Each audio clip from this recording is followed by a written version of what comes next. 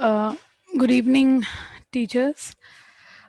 Welcome for today session. आज हम लोग जो हमारा ट्यूसडे को जो हमारा सेशन था ऑन मल्टीपल इलनेस पे, हमारा जो इंग्लिश में सेशन था, आज वो सेम चीज़, सेम हम जो टॉपिक्स हैं वो आज कवर करने वाले हैं हिंदी में। सो एक बार मैं अपना प्रेजेंटेशन आप सब लोगों से शेयर करूँगी।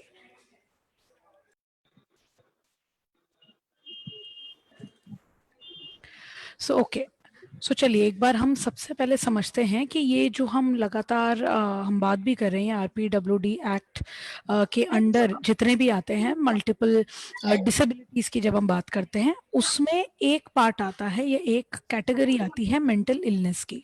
सो ये मेंटल इलनेस होता क्या है बेसिकली? कभी भी जब हम इमोशंस की बात करते हैं, कभी भी जब हम व्यवहार की बात करते हैं जो कि होता है बिहेवियर, या जब भी हम कभी अपने सोच विचारों के बारे में बात करते हैं, दैट इज थिंकिंग। तो जब ये तीन चीजें एक साथ, अगर इनमें से कोई एक चीज में भी कोई दिक्कत किसी इंसान में या किसी बच्चे में हमको नजर आती है, तो ये हो सकता है कि धीरे धीरे शायद वो इंसान या वो बच्चा कोई एक मेंटल इलनेस का शिकार होता जा रहा है। इसलिए हमको चाहे एज पेरेंट्स या टीचर्स होने के भी नाते हमारे को ये चीज़ ध्यान देना और ध्यान से ऑब्जर्व करना, इस तरह के कुछ सिम्टम्स बहुत ज़रूरी हैं या इस तरह के लक्षण नोटिस करना, ऑब्जर्व करना बहुत ज़रूरी है क्लासरूम सेटिंग में या एक हमारी इवन फैमिली में और हमारे ओवरऑल स्कूल में भी। सो ये हमने तीन चीज़ों को कवर करा। एक हो गया जो इमोशंस है, एक है हमारे जो सोच विचार हैं, एक है हमारा जो व्यवहार है। इन तीनों चीज़ों को मिलाकर जब हम ऑब्जर्व करते हैं किसी को, तो ही हम एक नतीजे पे आ पाते हैं कि ये इंसान कोई मेंटल इलनेस से पीड़ित है या नहीं है। सो एक चीज इसमें जरूर है, जब हमने बाकी कैटेगरीज की भी बात करी थी, जो RPWD एक्ट जिसमें 21 डिसेबिलिटीज आती है बच्चों के लिए, उसमें ये मेंटल इलनेस में जो इंटेलेक्चुअल डिसेबिलिटी की जब हम बात करते हैं, जो हम पहले उसको मेंटल रिटार्डेशन बोला जाता था, जिसमें होता है मंद बुद्धि जिन बच्चों की होती है नॉर्मल से कम, तो ये चीज जो है ये हमको जरूर कंफ्यूज नहीं होना इस चीज में, ये मेंटल इलनेस का पार्ट नहीं है। इंटेलेक्चुअल डिसेबिलिटी या मंद बुद्धि होना ये एक अलग से ओवरऑल कैटेगरी आता है RPWD एक्ट, जिसके अंडर ये 21 डिसेबिलिटीज आती हैं। इसको एज टीचर्स हम मेंटल इलनेस के साथ बिल्कुल भी कंफ्यूज ना करें। अभी मैं थोड़ा सा आप लोगों को शॉर्ट में बताऊंगी या ब्रीफ में बताऊंगी जो हमारे अलग अलग टाइप्स ऑफ मेंटल इलनेस कौन कौन से होते हैं। ये आप लोगों ने, आई एम वेरी श्योर, बड़ों के केसेस में, अडल्ट के केसेस में या इवन टीनेजर्स के केसेस में भी आजकल बहुत ज़्यादा कॉमनली हमको सुनने को मिलता है। बट हम पहले ये समझ लेते हैं कि एक एक डिसेबिलिटी के अंदर एग्जैक्टली उसका मतलब होता क्या है या उसमें लक्षण कौन कौन से पाए जाते हैं। सो टाइप्स ऑफ मेंटल इलनेस में एक होता है मूड डिसऑर्डर। मूड डिसऑर्डर में आता है, जो कि आजकल बहुत कॉमन है, डिप्रेशन। डिप्रेशन के बारे में सब लोग बहुत ज़्यादा चर्चा करते हैं, हर आए दिन हम आपस में भी सुनते हैं, न्यूज़ में देखते हैं कि सुसाइड के बहुत सारे केसेस। सो ये किससे रिलेटेड होता है? ये मोस्ट ऑफ द केसेस में इन्हीं चीज़ों से रिलेटेड होता है, जब कोई इंसान का जो नॉर्मल लेवल ऑफ जो मूड होता है उससे जब इंसान जब और नीचे लेवल पे पहुंच जाता है या बहुत ज़्यादा दुखी महसूस करता है, बहुत ज़्यादा लो फील करता है, तो उस वक्त हम डिप्रेशन के कुछ कुछ मेन जो लक्षण हैं उस इंसान के अंदर हमें कभी कभी देखने को मिलता है। दूसरा एक होता है मूड डिसऑर्डर में, जब हम बात करते हैं मेनिया। इसका मतलब ये है कि या तो इंसान अपने आप को शायद सातवें आसमान में सोचता है, या बहुत एनर्जी बहुत हाई होती है उस इंसान के अंदर, चाहे बहुत ज़्यादा एक्सट्रीम में खाना खाना हो, या बहुत एक्सट्रीम में या बहुत ज़ोर ज़ोर से बातचीत करना हो, या बहुत ज़्यादा एनर्जी दिखाना हो, तो ये सारी चीज़ें आती हैं जब हम मेनिया के बारे में बात करते हैं। सो ये दोनों मेन हमारे प्रकार हैं मूड डिसऑर्डर्स के। एंजाइटी डिसऑर्डर का, एंजाइटी मतलब ये होता है जो हम घबराहट, जो बहुत लोगों ने, आपने भी सुना होगा, जो बड़े लोग भी इस बारे में कंप्लेन करते हैं। बहुत बच्चों के अंदर भी ये चीज़ कॉमनली देखने को पाई जाती है। घबराहट होना, नर्वसनेस होना, बहुत ज़्यादा चंचल रहना, या बहुत बच्चे भी हैं जो बिल्कुल भी एक जगह नहीं बैठ पाते हैं क्योंकि वो बहुत ज़्यादा या तो किसी चिंता में है या तो कोई बहुत ज़्यादा टेंशन उनको होती है। बट हम इस रेस्टलेसनेस को हम हाइपर एक्टिविटी से हम कंपेयर ना करें। अगर हम इन दोनों को सेम प्लेटफॉर्म पे रखेंगे तो ये हमारे लिए गलत डायग्नोसिस की तरफ ये चीज़ जाती है। एंजाइटी डिसऑर्डर की अगर मैं बात करूं, घबराहट, पैल्पिटेशन होना, ब्रेथलेसनेस होना, हैवी चेस्ट में लगना, फ्रीक्वेंटली बाथरूम जाना या बहुत ज़्यादा स्वेटिंग होना, तो ये सारे कुछ कॉमन सिम्टम्स हैं जब हम एंजाइटी डिसऑर्डर्स के बारे में बात करते हैं। एंड स्पेशली टीचर्स, जब मैं बच्चों के बारे में अगर बात करूं तो ये एंजाइटी डिसऑर्डर्स बच्चों में एक सेपरेशन एंजाइटी डिसऑर्डर के तरीके से देखने को मिलती है, जिसका मतलब ये होता है कि बहुत बच्चों को हमने भी शायद देखा होगा कि बचपन से ही एक मिनट के लिए भी अपने माता या पिता से अलग नहीं रह पाते हैं या बिल्कुल भी उनसे अलग जाना नहीं पसंद करते हैं। उनको 24 घंटे कोई ना कोई इंसान अपने से बड़ा, चाहे फैमिली में कोई भी वो मेंबर हो, उनके साथ रहना बहुत ज़्यादा अच्छा लगता है। अगर एक मिनट के लिए भी, चाहे वो स्कूल भी क्यों ना जाए, चाहे वो कोई डांस क्लास में ही जाए, उनके लिए बहुत मुश्किल हो जाता है अपने माँ बाप से दूर जाना। एंड उस वजह से वो बहुत ज़्यादा टेंट्रम्स भी कर सकते हैं, बहुत ज़्यादा क्राइम भी कर सकते हैं, बहुत ज़्यादा जिद भी कर सकते हैं। तो एक सेपरेशन एंजाइटी, ये एंजाइटी डिसऑर्डर्स का एक पार्ट है। थर्ड होता है हमारा, इसमें जो मेंशन है, पर्सनालिटी डिसऑर्डर्स। पर्सनालिटी डिसऑर्डर्स हम पूरी तरह डायग्नोसिस तभी देते हैं टीचर्स, जब कोई एक बच्चा या कोई एक एडोलेसेंट जब 18 इयर्स पार कर जाता है, उससे पहले की उम्र तक हम कभी भी पर्सनालिटी डिसऑर्डर का करार नहीं देते हैं या हम कोई रिटन चीज़ में डायग्नोसिस लिखकर नहीं देते हैं। क्योंकि जितनी भी एक इंसान की पर्सनालिटी जो बनती है वो full fledged 18 years and above में ही बनती है। सो उससे पहले कुछ लक्षण हम जरूर कुछ पर्सनालिटी डिसऑर्डर्स का देख सकते हैं, बट फुल फ्लेज्ड कभी हम डायग्नोसिस नहीं देना प्रेफर करते हैं या नहीं दिया जाता है। साइकोटिक डिसऑर्डर्स टीचर्स थोड़ा इंटरेस्टिंग भी है अगर साइकोलॉजिस्ट की तरह से हम बात करें। इसमें बहुत एबनॉर्मल कुछ चीज़ें आप लोगों को देखने को मिलेगी, जैसे हेलुसिनेशंस होते हैं, डिल्यूजन्स होते हैं। इवन ये कुछ आजकल केसेस बच्चों में भी बहुत कम देखा जाता है, बट एटलीस्ट देखने को ज़रूर मिलता है, जिसमें बच्चा शायद आपको ये कहे कि मुझे आवाज़ें सुनाई देती हैं या कोई मुझे हमेशा बुलाता है, या जब उसके कमरे में कोई नहीं होता तो बच्चा शायद ये भी कह सकते हैं कि हाँ, मेरी फ्रेंड हमेशा मेरे साथ रहती है, वो तो मुझसे बातें भी करती है, वो मुझे स्टोरीज भी सुनाती है। या डिल्यूजन्स मतलब टीचर्स ये होता है कि एक मेरा एक बहुत एक फिक्स्ड एक बिलीफ है, एक फॉल्स बिलीफ है कि मुझे शायद मेरे को कोई शायद मारना चाहता है, शायद मेरा कोई पीछा कर रहा है। तो ये इतने एक स्ट्रॉन्ग बिलीफ होते हैं कि जिसको आप बिल्कुल भी शेक नहीं कर सकते, बिल्कुल भी आप उस बिलीफ को हिला नहीं सकते हैं। तो ये आ जाते हैं आपके साइकोटिक डिसऑर्डर्स के अंदर। ईटिंग डिसऑर्डर्स की जब हम बात करते हैं, 2-3 प्रकार के मेन ईटिंग डिसऑर्डर्स हमको देखने को मिलते हैं। एंड ये स्पेशली टीचर्स, ये टीनेजर्स में, एडोलेसेंस में आजकल ये बहुत कॉमनली देखने को मिलता है। कुछ बच्चों की आदत होती है, स्पेशली लड़कियों की, जिनको मे बी एक्टिंग में जाना है या मॉडलिंग में जाना है, या ये केसेस हम मॉडल्स के अंदर भी हम देखने को मिलता है कि वो काफी दिनों तक या बहुत ज्यादा ज्यादा घंटे तक कुछ भी खाना, एक दाना भी खाने का खाना प्रेफर नहीं करते हैं। प्लस उनको ये लगता है कि अगर वो एक चम्मच भी एक खाना खाएंगे तो शायद बहुत ज्यादा वेट गेन कर सकते हैं वो शायद, या वो शायद मोटा दिखने लगेंगे। तो तरह तरह की चीजें उनके दिमाग में ये बिलीफ पैदा हो जाती है, जिसका रियलिटी से कोई लिंक नहीं होता। एक तरह का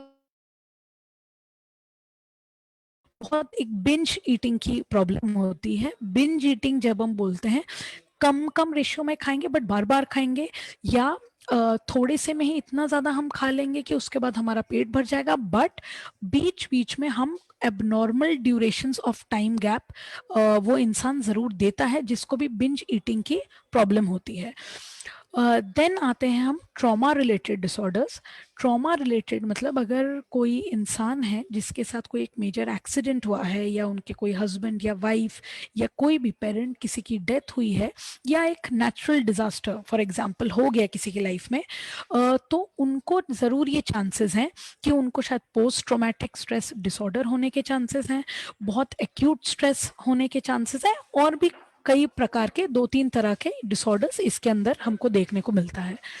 substance abuse, that means drug use disorder, so चाहे मैं पेरेंट्स के लिए बोलूँ या टीचर्स के लिए भी, आजकल टीनेजर्स में अगर हम देखें ये चीज़ बहुत बहुत ज़्यादा कॉमन होती जा रही है डे बाय डे। चाहे वो सिगरेट्स की मैं बात करूँ, नॉर्मल स्मोकिंग की बात करूँ, चाहे मैं ड्रग्स की बात करूँ, या हम किसी भी तरह के नशे के बारे में जब बात करते हैं, इवन अल्कोहल है, ये सारी चीज़ों का जो इनटेक है आजकल टीनेजर्स में टीचर्स ज़्यादा दिखता है। ये क्यों होता है, थोड़ा मैं इस चीज़ पे ज़रूर बात करना चाहूँगी। ये होता इसलिए है क्योंकि या तो पेरेंट्स का राइट टाइम पे सही कंट्रोल नहीं हो पाता है अपने बच्चों पे।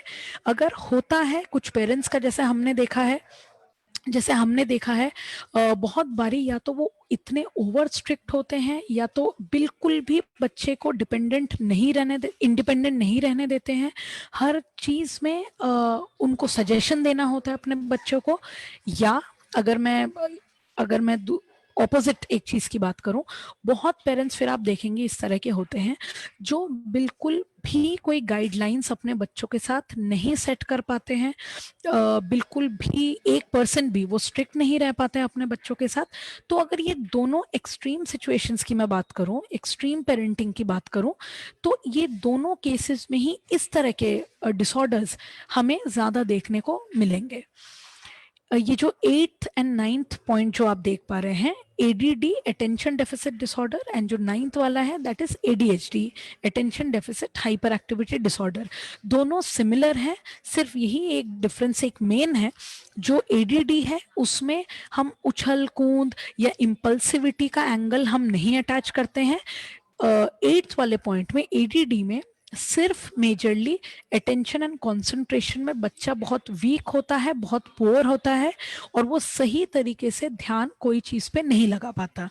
जब मैं 9th की बात कर रही हूँ एडीएचडी, इसके अंदर पुअर अटेंशन की बात करते हैं, पुअर कंसंट्रेशन की हम बात करते हैं।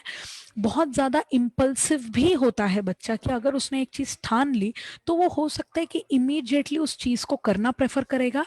एंड जो थर्ड एंगल होता है इसमें एलिमेंट, वो है हाइपर एक्टिविटी का। बहुत बच्चा उछल कूद करेगा, यहाँ से वहां भागेगा, जंप अराउंड करेगा, बहुत ज्यादा रिस्क जैसी चीजें भी करना प्रेफर करेगा, और उसको किसी भी तरह का एक डर नहीं होगा अपने आसपास की चीजों से कि शायद मैं कहीं टकरा जाऊं या मुझे शायद कहीं चोट लग जाए। सो ये सारी चीज नॉर्मली बच्चा महसूस नहीं कर पाएगा। लास्ट जो है टीचर्स, जो 10th पॉइंट है ओसीडी, ये बहुत कॉमन है। ये इसलिए कॉमन है, एक तो ये एंजाइटी डिसऑर्डर का एक पार्ट है, ऑब्सेसिव कंपल्सिव डिसऑर्डर। ऑब्सेशंस का अगर मैं आपको मतलब बताऊं, सिर्फ एक ऑब्सेशन का मैं आपको लोगों को एक उदाहरण दूंगी कि मुझे ऐसा लगता है कि शायद मेरे हाथ 24 घंटे बहुत गंदे रहते हैं, बहुत डर्टी रहते हैं, तो ये एक काइंड ऑफ ऑब्सेशन है जो मेरे दिमाग में है। कंपल्शन वो चीज तब होती है जब मैं उस धूल को चाहे मैं मुझे नहीं भी वो दिख रहा है, बट क्योंकि मैंने वो अपने सोच में इतना ज्यादा उस चीज को बिठा चुकी हूँ कि शायद हो सकता है मेरे हाथ गंदे हों, तो शायद मैं अगर मोबाइल भी छूंगी तो वो भी गंदा हो जाएगा। सो इमीडिएटली मैं हर 2-2 मिनट में शायद हमको देखने को मिलता है, चाहे तो मैं सैनिटाइजर यूज कर सकती हूँ, या मैं हर 10 मिनट बाद बाद जाकर बहुत देर तक साबुन से अपना हाथ धो रही हूँ। सो ये एक कंपल्शन का एग्जाम्पल है। सो ऑब्सेशन से एक चीज स्टार्ट होती है आपके सोच में, देन उसको पूरा करने के लिए हम कंपल्शन करते हैं। तो जब इस पूरा एक प्रोसेस का एक नाम दिया गया है ओसीडी, ऑब्सेसिव कंपल्सिव डिसऑर्डर। तो ये स्पेशली फीमेल्स में या गर्ल्स में बहुत कॉमनली देखने को मिलती है एज कम्पेयर टू बॉयज। तो अभी जस्ट में ये जो 5-6 जो हमारे डिसऑर्डर्स हैं टीचर्स, जो बहुत ज्यादा कॉमन है, दैट इज जो बहुत ज्यादा आपको प्रेवलेंट मिलेगा, जो बहुत ज्यादा रेशियो में आज की डेट में आप पाएंगे इन केसेस को। डिप्रेशन, जिसका हमने बोला कि लो मूड से रिलेटेड है, सैडनेस से रिलेटेड है। एक इंसान अगर आपको कहता है कि कि मुझे नींद नहीं आती आजकल, मुझे नींद आने में प्रॉब्लम हो रही है या नींद को मेंटेन रखने में प्रॉब्लम हो रही है, एंड इवन मैं जब सुबह उठ रहा हूँ तो मुझे बिल्कुल भी किसी तरह की फ्रेशनेस महसूस नहीं हो पा रही है। शायद वो इंसान ये भी, या बच्चा शायद ये भी आपको कंप्लेन कर सकता है। नहीं तो डिप्रेशन में वेट गेन या वेट लूज भी हम कई सिचुएशंस में देखते हैं। बहुत ज़्यादा वर्थलेस फील करना, होपलेस फील करना, सुसाइडल फील करना। सो ये सारी चीज़ें भी हम ज़रूर नोटिस कर सकते हैं डिप्रेशन के किसी भी इंडिविजुअल में। एंजाइटी, एंजाइटी जैसा कि मैंने बताया, घबराहट, बेचैनी, बहुत ज़्यादा रेस्टलेस फील करना, बहुत ज़्यादा टेंशन लेना चीज़ों में, बहुत छोटी छोटी चीज़ों में, बहुत ज़्यादा पसीने आना, बहुत ज़्यादा फ्रीक्वेंटली बाथरूम जाना, इवन एक जो एक टेंडर एक फीलिंग होती है, एक वॉबलिंग एक सेंसेशन होता है हाथ या पैरों में। एंड इवन टीचर्स, जो हम कभी कभी, आप लोगों के साथ भी शायद ये चीज़ हुई होगी, एक दो बार मेरे साथ भी हुई है कि कोल्ड एंड हॉट जो फ्लशेस होते हैं पूरे हाथ में या पैरों में भी, वो भी महसूस होना कि एकदम से शायद आपका हाथ ठंडा पड़ गया या एकदम से कोई फीलिंग ही होना बंद हो गया। सो ये सारे जो सिम्टम्स हैं ये एंजाइटी डिसऑर्डर के अंडर आते हैं। ईटिंग डिसऑर्डर जैसा हमने डिस्कस करा, इसके अंदर दो मेन कैटेगरी है, या तो बिंज ईटिंग बहुत ज़्यादा वो इंसान करेगा या बच्चा प्रैक्टिस करेगा बहुत ज़्यादा, या तो कुछ बच्चे या कुछ टीनेजर स्पेशली गर्ल्स ऐसे होंगे जो शायद बहुत बहुत घंटों तक या एक डेढ़ दिन तक शायद कुछ एक चम्मच खाना भी खाना नहीं प्रेफर करेंगे। उनको ये लगता है कि वो शायद वेट गेन कर लें, या शायद वो थोड़ा सा भी खाएंगे तो शायद मोटे हो जाएंगे। सो इस तरह की चीज़ें हमें देखने को मिलती हैं ईटिंग डिसऑर्डर्स में। सब्सटेंस अब्यूज़, जैसा कि मैंने आपको कहा, अल्कोहल, जो हम सिगरेट्स की बात करते हैं, निकोटिन, मारिवाना, ये सब कुछ का एक कांस्टेंट एक यूज़ जब एक इंडिविजुअल या जो एक टीनेजर करने लग जाए, तो शायद हो सकता है ये इंसान सब्सटेंस अब्यूज़ डिसऑर्डर की तरफ या वो सारे लक्षण दिखाना शायद शुरू कर रहा है। सो एंड जो लास्ट है एडीडी, ये बहुत कॉमन है।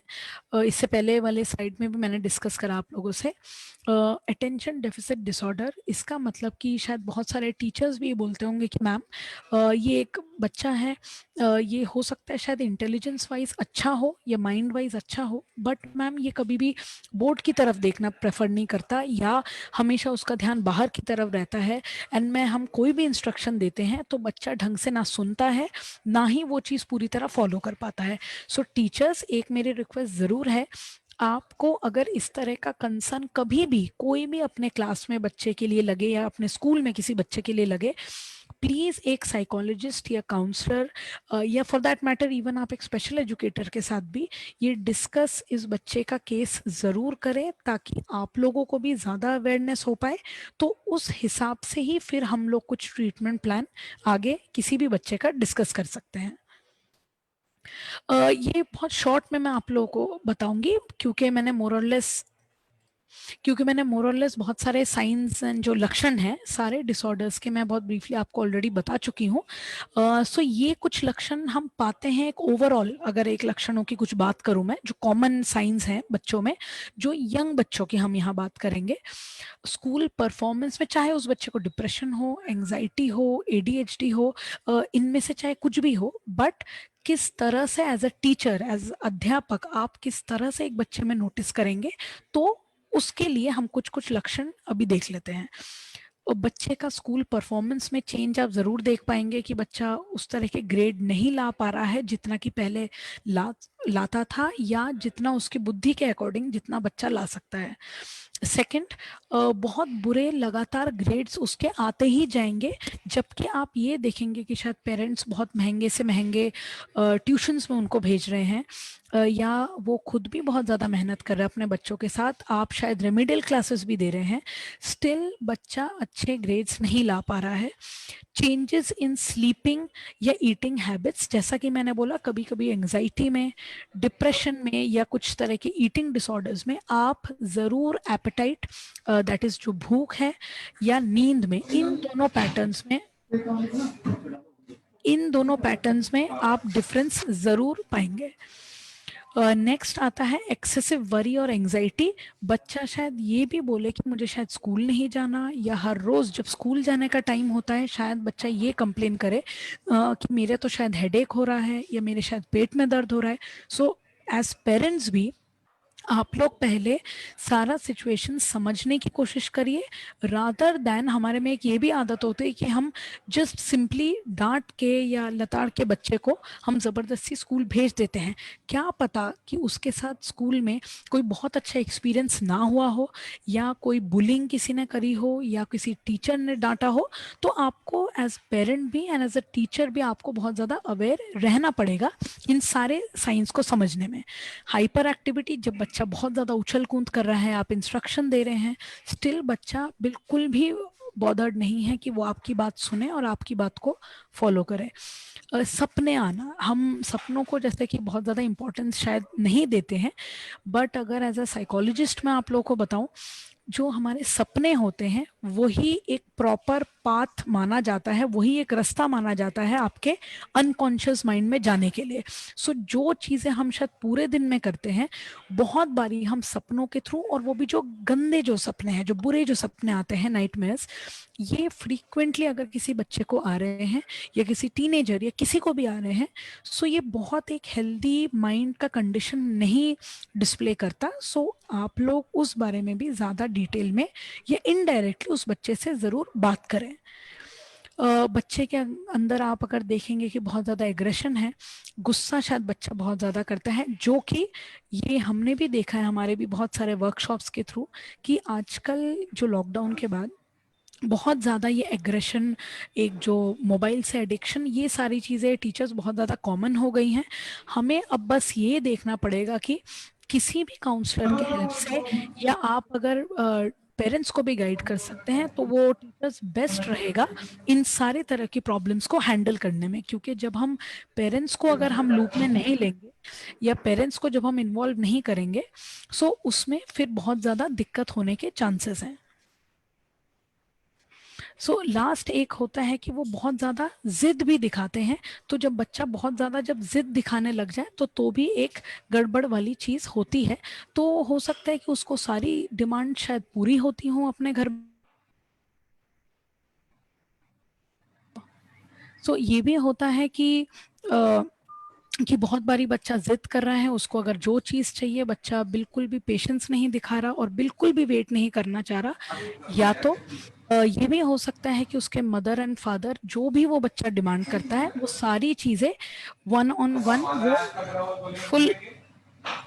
जस्ट एक सेकेंड मुझे दीजिए टीचर्स।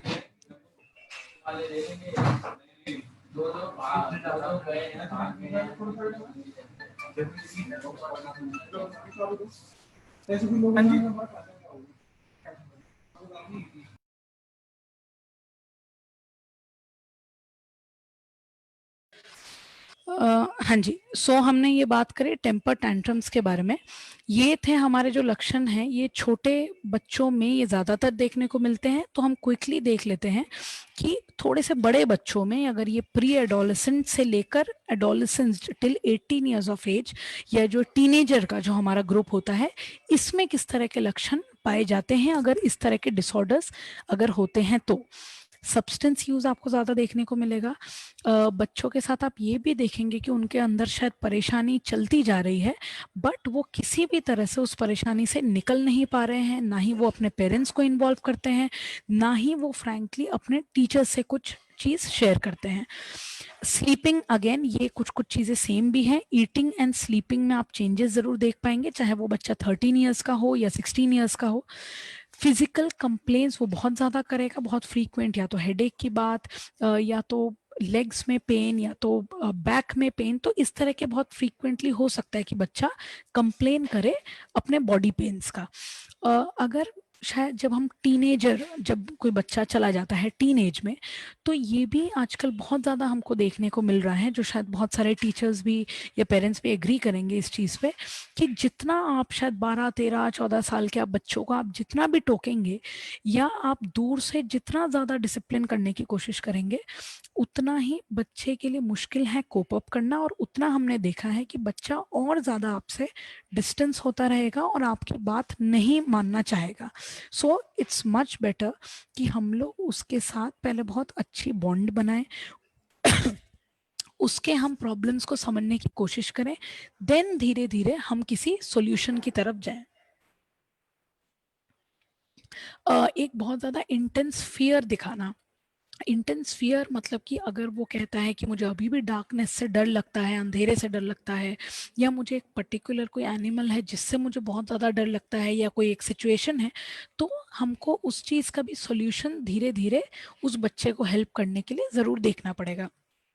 नेगेटिव मूड कॉन्स्टेंटली होना, जो कि डिप्रेशन में बहुत कॉमन है टीचर्स, एक नेगेटिविटी रहना अपने आसपास, आप कितना भी उस बच्चे को हेल्प करने की कोशिश कर रहे हैं, आप एक सपोर्ट दे रहे हैं, स्टिल बच्चा आपसे सिर्फ और सिर्फ दूर जा रहा है, और वो अपने ही एक नेगेटिव एक थिंकिंग में है, उसकी ओवरऑल पर्सनालिटी भी धीरे धीरे नेगेटिविटी की तरफ जा रही है। सो इन सारी चीज़ों को आप ज़रूर नोटिस करिए, चाहे कोई बच्चा आपकी इमीडिएट क्लास में हो, या आपके स्कूल में हो, या इवन आपके नेबर्स में हो। So as teachers also you all have a lot of duty कि आप किस किस तरह के छोटे छोटे लक्षण आप बच्चों में नोटिस कर पाए।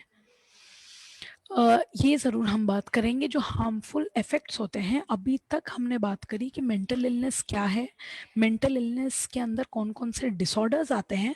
बट अब मैं अगर ये बोलूँ कि हमने ये सारा जान लिया, बट इसके बाद हम शायद आइडेंटिफिकेशन करने के बाद हम शायद कुछ आगे कर नहीं पा रहे हैं या कोई सॉल्यूशन की तरफ नहीं बढ़ पा रहे हैं, तो इससे हमारा कोई एक लर्निंग किसी तरह की नहीं हो पाएगी। सो एक चीज़ हमको टीचर्स या एज पेरेंट्स ये ज़रूर जानना होगा या समझना होगा कि इंडिया में अभी भी अगर आप किसी को भी बोलेंगे कि आपको अगर ये प्रॉब्लम आ रही है, तो तो आप ज़रूर किसी साइकोलॉजिस्ट के पास जाइए या कोई मेंटल हेल्थ प्रोफेशनल के पास जाइए। तो आज तक भी लोगों के मन में ये ज़रूर है, शायद आप लोग भी एग्री करेंगे इस चीज़ में, कि वो एक ही लाइन कहते हैं कि अच्छा मैम बट मैं पागल नहीं हूँ, या जनरली हमने देखा है मैम पागल लोग ही वहाँ जाते हैं। तो पहली चीज़, ऐसा कोई वर्ड ही नहीं है, ये पागल कोई वर्ड ही नहीं है। और सेकेंडली जो हम लोगों ने एक अपने आसपास एक माहौल या एक थिंकिंग जो हमने बनाई हुई है, सबसे पहले टीचर्स हमको एक उस थिंकिंग बैरियर से निकलना पड़ेगा, एक स्टेप हमको आगे बढ़ाना पड़ेगा खुद से, एंड बाकी लोगों को भी हमको सेंसिटाइज करना पड़ेगा, अवेयर करना पड़ेगा कि एग्जैक्टली मेंटल इलनेस क्या है। मेंटल इलनेस कोई पागलपना नहीं है, कोई पागलपन का कोई टाइप नहीं है, ये सिर्फ है कि जब इंसान इमोशनली जब ब्रेक डाउन फील करता है, या बिहेवियर वाइज अपने व्यवहार जब उसके थोड़े अजीबोगरीब हो जाते हैं या थोड़े डिफरेंट हो जाते हैं हम लोगों से, तो हम ज़रूर जाते हैं कोई हेल्प, कोई काउंसलर या साइकोलॉजिस्ट के पास। नहीं तो जब हमारे सोच विचारों में किसी तरह की कमी आने लगती है, जो कि ज़रूरी नहीं है कि अगर किसी की वाइफ हूँ, तो ज़रूरी नहीं है कि मैं अपने हस्बैंड में वो चीज़ें ज़रूर आइडेंटिफाई कर पाऊँ, तो वो एक साइकोलॉजिस्ट का ही एक काम होता है, एक रोल वो लोग ये एक मेन प्ले करते हैं, इवन काउंसलर्स, जो कि उस प्रॉब्लम को पहचानेंगे भी एंड उसके ऊपर आगे वर्क भी करेंगे। सो टीचर्स, सिमिलरली अगर मैं बच्चों के बारे में भी बात करूं, हर कोई पेरेंट आज तक भी हमने देखा है कि बहुत ज़्यादा कॉन्फिडेंट नहीं हो पाते हैं, भले ही उनको आंखों देखा प्रॉब्लम अपने बच्चे में दिखता है, स्टिल वो सोचते हैं कि मेरा बच्चा तो बिल्कुल ठीक है, तो हम साइकोलॉजिस्ट के पास क्यों भेजें।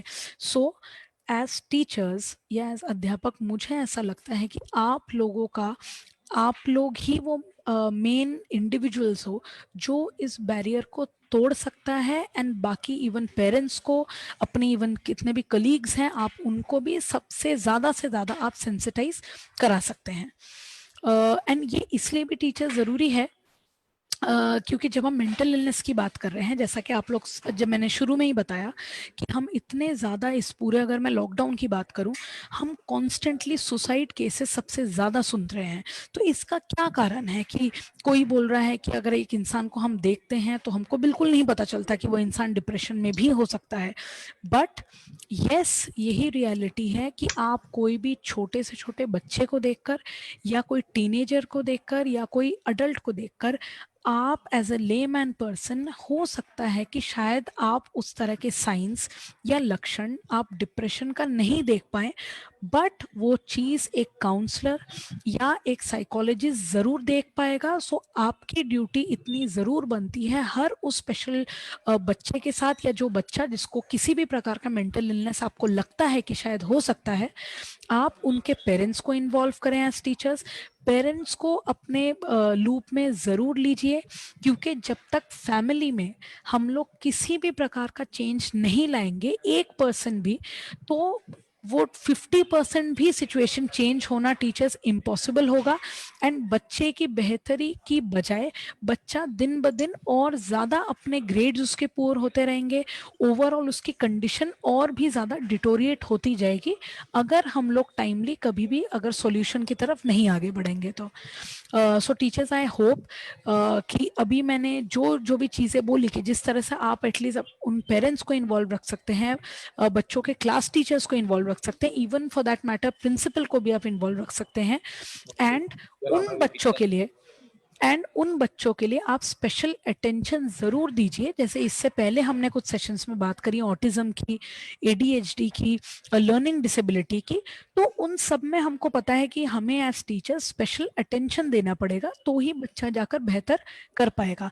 सिमिलरली टीचर्स, ये भी कोई बहुत ज्यादा अलग काइंड ऑफ इलनेस नहीं है, सिमिलर है, हालांकि लक्षण इसमें कंप्लीटली डिफरेंट है। स्टिल ज्यादा अटेंशन, आप स्पेशल अटेंशन अगर देंगे बच्चों को, आई एम वेरी श्योर कि ये बच्चे बहुत ज्यादा जल्दी तरक्की करेंगे, और अपने जो एक शेल में ये बच्चे चले जाते हैं, उस शेल से भी बकायदा वो बाहर निकलेंगे और बहुत ज्यादा अच्छा वो अपनी लाइफ के साथ कर पाएंगे। सो टीचर्स, आपको कोई इस विषय में अगर आपको कोई क्वेरी है, कोई क्वेश्चन है जो आप लोगों को आ रहा हो दिमाग में, या आप लोगों ने अपने आसपास कोई भी बच्चा देखा है जो डिप्रेशन में या एंग्जाइटी या किसी भी तरह की इस तरह की प्रॉब्लम में आपने देखा हो, तो आप उनके बारे में भी ज़रूर मुझसे शेयर कर सकते हैं, या अपनी क्वेरी भी आप ज़रूर मुझसे पूछ सकते हैं।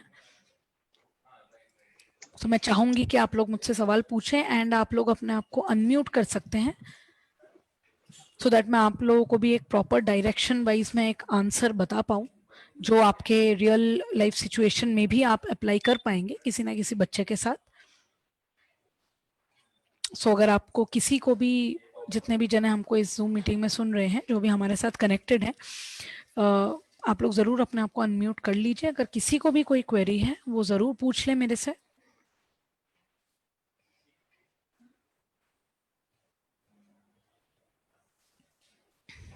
एंड अगर किसी को भी कोई डाउट है, वो अपना हैंड रेज भी ज़रूर कर सकते हैं।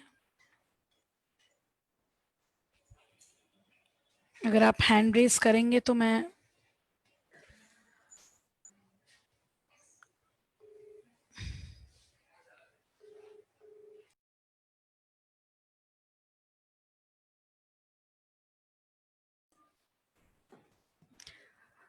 तो ठीक है, आई थिंक कि मैं आप लोगों को थोड़ा सा भी, हालांकि हमारा रिपीट में ही हम लोग हिंदी में ये सेशन कर रहे हैं, सो आई एम वेरी श्योर कि शायद मैं अपने पॉइंट्स भी आप लोगों के सामने अच्छी तरह रख पाई हूँ, या आप लोग थोड़ा सा भी इनपुट मेरे इस पूरे सेशन में ले पाए हैं। सो आई एम वेरी श्योर कि आप आगे भी अपने स्कूल में भी ये चीज़ें अप्लाई कर पाएंगे।